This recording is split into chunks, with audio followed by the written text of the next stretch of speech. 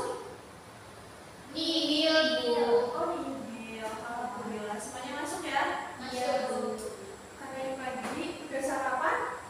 Sudah. Belum. Kenapa belum? Karena ibu nggak masak. Oh, karena ibu nggak masak. Kenapa kamu nggak masak?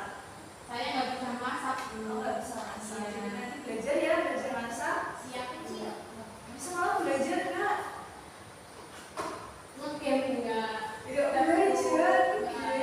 Kenapa tidak belajar? Ngantuk. Capek.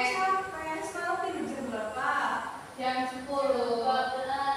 Jam 12. Oke. Hari ini udah bekerja apa belum?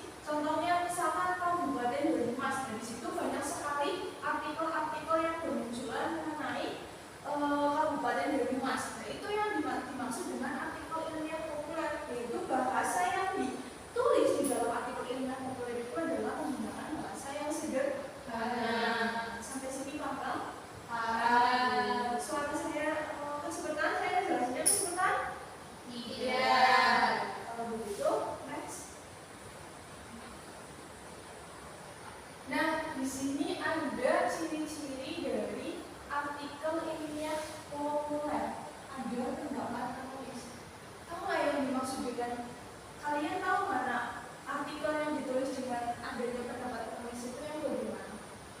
Ya, menurut Menurut, kemudian selain itu baru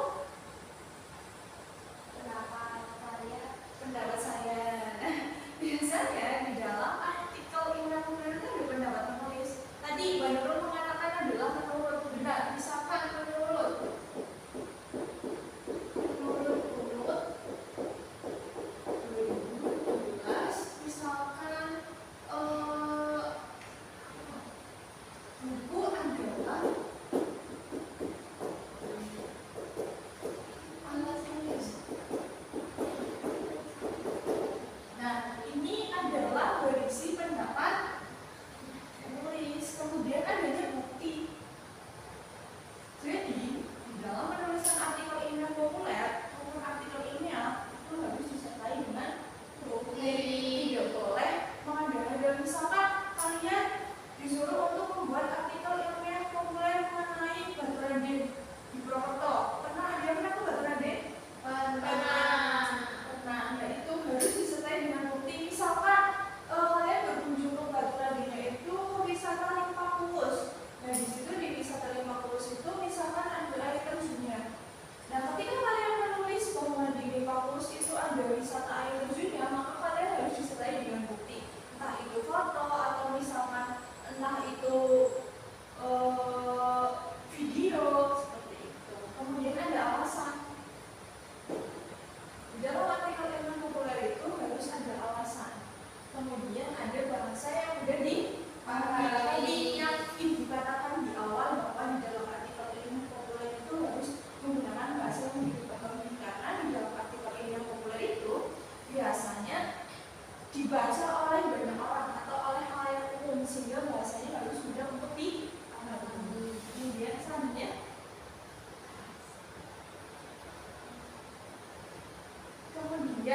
dan ternyata di dalam artikel ilmiah populer sebelum kalian mengenal mengenai struktur kemudian kaidah kebahasaan di dalam artikel ilmiah populer itu ternyata ada yang namanya fakta dan opini. Fakta yang pertama apa? Berisikan coba dibaca. hal atau keadaan atau peristiwa dan kenyataan yang benar-benar ada. Nah, hal, keadaan atau peristiwa kenyataan yang benar-benar ada. Jadi kalian harus menulisnya sesuai dengan fakta yang ada di lapangan. Kemudian dapat dibuktikan kebenarannya. Tadi, jangan sampai ketika kalian menulis artikel ilmiah populer itu, misalkan kalian harus melawan penelitian ke Berkumas, kalian harus pergi ke Berkumas. Tapi kalau misalkan nanti kalian mengada-ada, nanti ada undang-undang yang itu merupakan undang-undang yang kalian itu nanti bisa dipenjara. Kalian bisa dipenjara nanti kalau misalkan nulisnya itu asal-asalan. Kemudian disertai dengan data berupa angka, tanggal, nomor, foto, video, dan bukti pendukung lainnya. Kemudian informasi tepat dan tidak berubah. Jadi kata kunci, misalkan fakta.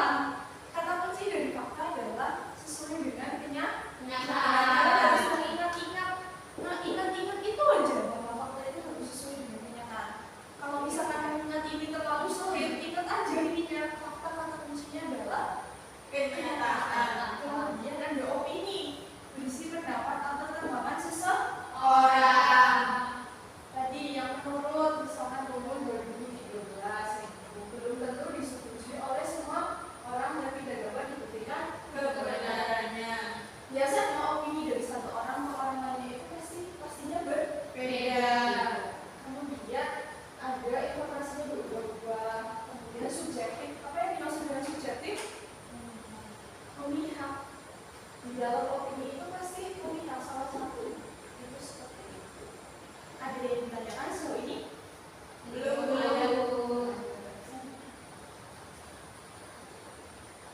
Kemudian ada cara mengumpulkan data dalam menulis artikel ilmiah populer. Sebelum kita mengenal lebih jauh tentang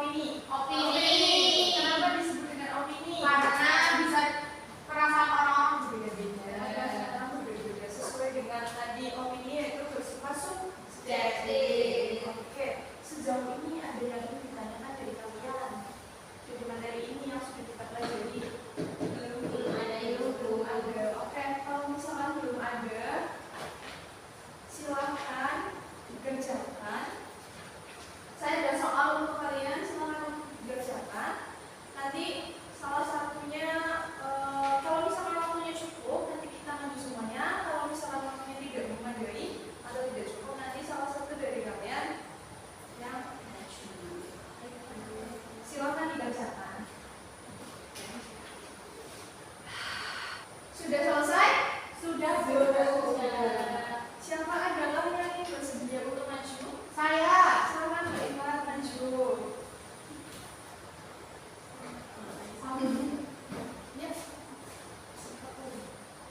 Assalamualaikum warahmatullahi wabarakatuh. Waalaikumsalam warahmatullahi wabarakatuh. Perkenalkan, nama saya Iva. Saya dari kelas 8A. Di sini saya akan membacakan jawaban saya. Menurut saya, Kabupaten Banyumas memiliki alam yang sangat indah. Menurut saya itu merupakan opini. Kemudian yang kedua, bahasa Jawa Ngapak adalah salah satu dialek yang digunakan oleh masyarakat Banyumas. Menurut saya itu merupakan fakta. Kemudian menurut saya alun-alun Purwokerto adalah alun-alun terbaik di Jawa Tengah. Jawabannya adalah opini. Sekian, terima kasih. Wassalamualaikum warahmatullahi wabarakatuh. Waalaikumsalam warahmatullahi wabarakatuh. Silakan kembali ke tempat duduknya. Ya, tadi Mbak Iva sudah bersedia untuk maju karena ketika seseorang itu berani untuk maju, dia telah mengubah rasa takut itu menjadi sebuah keberanian. Nah, jadi alih-alih kita itu takut, kayak misalkan Mbak Iva sama Mbak Sina pengen maju tapi ada perasaan takut. Misalkan kalau Mbak Iva berani maju, berarti rasa takut itu diubah menjadi sebuah kekuatan untuk kita untuk bisa menjadi orang yang lebih baik. Tapi kalau misalkan rasa takut itu hanya dikubur menjadi rasa takut, ya sudah, itu hanya akan menjadi rasa takut.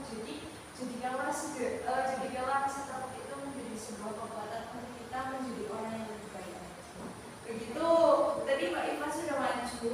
Yang pertama yaitu menurut saya Kabupaten Banyumas memiliki alam yang sangat indah. Jawaban dari Mbak Iva itu adalah opini. Kenapa disebut dengan opini? Karena alam yang lebih indah masih lebih banyak lagi selain di Banyumas. Oke, benar. Kemudian bahasa Jawa Ngapak adalah salah satu dialek yang digunakan oleh masyarakat Banyumas. Itu fakta atau opini? Fakta. Kenapa disebut dengan fakta? Karena memang kenyataannya seperti itu. Ya, masyarakatnya menggunakan bahasa Ngapak ya. Iya. Kemudian menurut saya alun-alun Purwokerto adalah alun-alun terbaik di Jawa Tengah. Opini. Kenapa disebut dengan opini? Padahal alun-alun Banyumas itu bagus loh. Karena bisa jadi menurut orang lain alun-alun Banyumas biasa saja. Oh, biasa saja. Oke. Dari materi yang sudah dipaparkan hari ini ada yang ingin ditanyakan? Belum ada ibu. Belum ada. Oke, kalau begitu mungkin kita bisa lanjut lagi ke pertemuan minggu depan. Kalau hari ini kita belajar mengenai fakta dan opini, maka minggu depan kita akan belajar mengenai dari mulai pengertian, kemudian struktur, kemudian kaidah secara lebih mendalam. Kalau begitu, mari kita akhiri pelajaran ini dengan bacaan mendalam bersama-sama. Alhamdulillahirabbil alamin. Tetap semangat, jangan lupa belajar. Kayak tadi malam kalian nggak belajar, kalian harus belajar. Kalian harus tahu kewajiban kalian sebagai seorang siswa, itu harus belajar.